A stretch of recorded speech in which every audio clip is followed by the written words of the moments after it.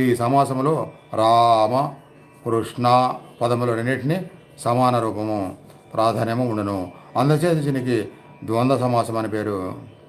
రామ అన్న దాంట్లో కూడా ఆ ఉంది, కృష్ణ అన్న దాంట్లో కూడా ఉంది. రా అయిన వెంటనే ఆ అవుతుంది, కృష్ణ అయిన వెంటనే స్నా అయిన వెంటనే ఆ ఉంటుంది. అలా ఆ రెంట్లో కూడా ఆకారం ఉంది.